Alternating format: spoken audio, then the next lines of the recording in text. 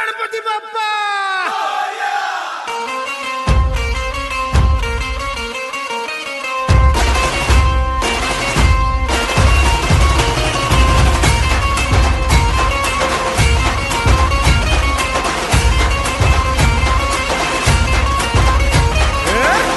नमन करुणी वंदन इडा मांडून इडा देवाला इडा गावाला इडा पाटलाला इडा मंडळीला